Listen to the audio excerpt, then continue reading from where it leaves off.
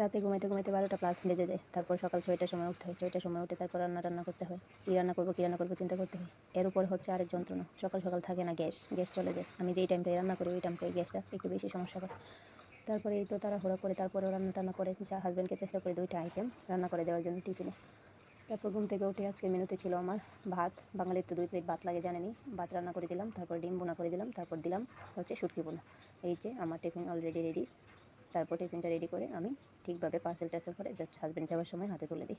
মেয়েদের মনে হয় রান্না কী করবে রান্না এই চিন্তাটাই মেয়েদের মাথায় বেশি থাকে।